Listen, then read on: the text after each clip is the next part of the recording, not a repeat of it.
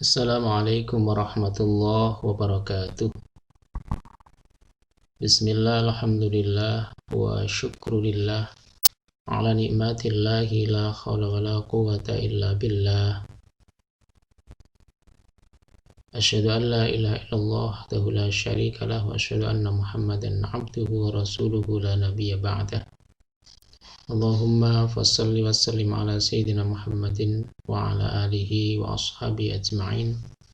Rabbi shrah li sadri wa yassir li amri wahlul 'uqdatam min lisani yafqahu qawli. Allahumma anfa'na bima 'allamtana wa 'allimna ma yanfa'una wa zidna ilman walhamdulillahi ala kulli halin wa na'udzubillahi min hali ahlin nar. Alhamdulillah, pada kesempatan kali ini kita bisa lanjutkan kajian kitab Al-Adhkar An-Nawawiyah. Pada kesempatan kali ini kita akan baca di Bab dzikri fit thariq, bab zikir dalam perjalanan. Kitab ini sudah biasa kita kaji di Bait Qur'ani, maka silahkan buka sahabat Bait Qur'ani, kitabnya halaman 266 di bab tersebut. Ini melanjutkan kajian kita pada bab sebelumnya yang menceritakan tentang kesunahan untuk berzikir dalam suatu majelis dan kemakruhan ketika seorang tidak berzikir dalam suatu majelis. Kita langsung baca hadis yang pertama. Imam Nawawi menyebutkan rawaina fi kitab Ibnu Sunni. Kami meriwayatkan dalam kitabnya Ibnu Sunni. An Abi Hurairah radhiyallahu an, dari Abu Hurairah radhiyallahu an, anin Nabi sallallahu alaihi wasallam, dari Nabi sallallahu alaihi wasallam, qala, beliau bersabda, ma min qaumin jalasu majlisan, tiada suatu kaum yang mereka itu duduk dalam suatu majlis, lam yadhkurullaha, mereka tidak berzikir kepada Allah azza wa jalla fihi, pada majlis itu, illa kanat alaihi tiratun, melainkan akan menimpa atas mereka itu tirah.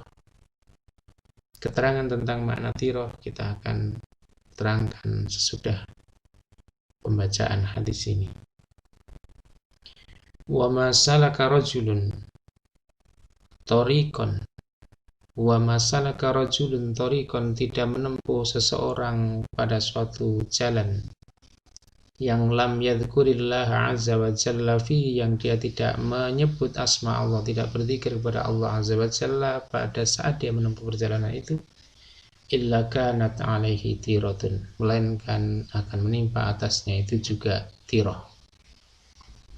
Hadis ini dalam kitab ini diriwayatkan oleh An-Nawawi dalam kitab Ibnu Sunni dari Abu Hurairah, yang sebetulnya juga hadis ini diriwayatkan dalam kitab-kitab yang lain. Ambil contoh, misalnya kita juga bisa baca hadis ini dalam riwayat An-Nasai. Imam Ibnu Hibban dalam Sahih Ibnu Hibban juga menyebutkan hadis dari Abu Hurairah dengan kalimat yang semakna, dengan meskipun katanya agak sedikit berbeda. Di sana dikatakan wa masya ahadun mamsan, tidak berjalan seorang dalam suatu perjalanan yang lam yadhkurillah fi, yang mereka tidak berzikir kepada Allah di dalamnya, illa kana alaihi tirah, melainkan akan menimpa atasnya itu tirah. Wa ma'awa ahadun ila firashi, dan tidak masuk seseorang itu ke tempat peraduannya, tempat tidurnya, walam yadhkurillah fihi, lalu kemudian dia tidak berzikir kepada Allah padanya, illa kana alaihi tirah, melainkan akan menimpa juga kepadanya tirah. Qala Syu'aib al-Arnaud, terkait hadis dalam Sahih Ibnu Hibban ini, Syu'aib al-Arnaud berkata, hadisun sahih, ini adalah hadis yang sahih. Sedangkan makna tirah sendiri di dalam kitab Tuhfatul Akhwadhi, di sana dikatakan bahwa makna qaulihi tirah, makna sabdanya tirah, yakni hasratan wa nadamatan. Hasratan, kerugian, kegagalan, wa nadamatan, dan penyesalan. Lalu dikatakan waqala ba'du ahlil ma'rifati bil arabiyyah. Sebagian ahlul ma'rifah terhadap bahasa Arab mengatakan bahwa at-tiratu yang disebut dengan tiro huwa an-naru, dia adalah neraka. Artinya hadis ini menggambarkan kepada kita untuk senantiasa berzikir di saat kita berada di perjalanan. Secara khusus disebutkan dalam bab ini, dan juga pada saat kita di tempat tidur kita, dan juga pada saat kita duduk, dan pada saat kita dalam sebuah majelis.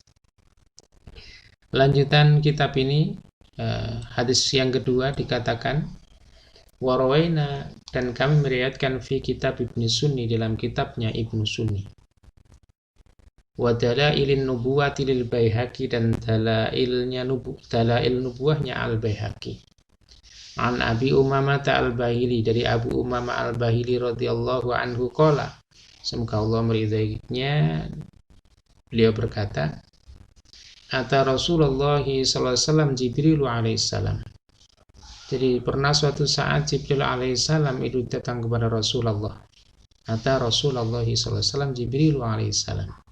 Jibril datang kepada Rasulullah wa huwa fi Tabuk. Waktu itu beliau berada di Tabuk. Faqala, lalu berkata Jibril, ya Muhammad, wahai Muhammad, ishhad, saksikan janazata Muawiyah tabna Muawiyah. Saksikan jenazahnya Muawiyah bin Muawiyah Al-Muzani. Saksikan jenazahnya Muawiyah bin Muawiyah Al-Muzni.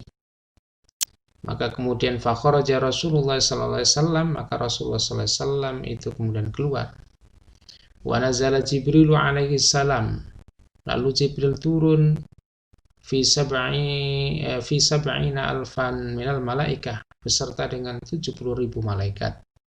Fawadha'a janahahul aymana 'alal jibali, lalu Jibril meletakkan sayapnya yang kanan di atas gunung. Fawadha'at, lalu gunung pun tunduk merendah.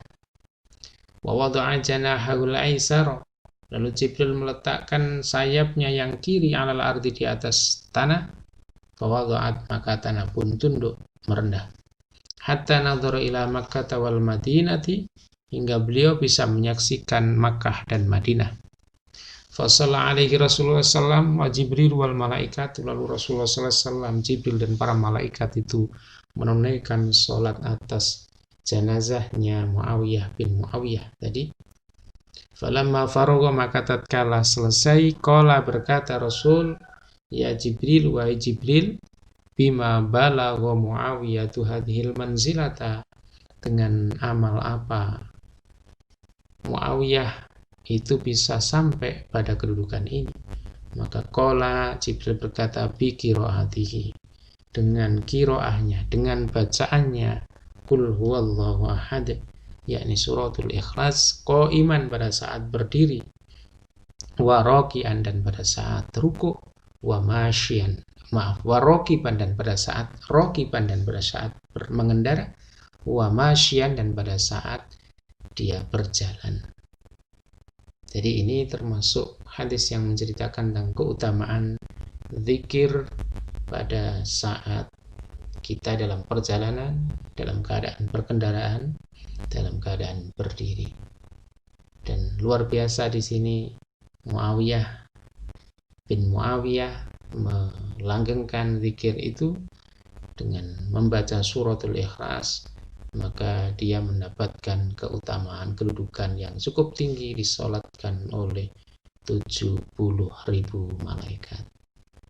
Meskipun ada yang mengatakan hadis ini adalah hadis yang tidak kuat, tetapi Imam An-Nawawi mencantumkan di dalam kitab ini.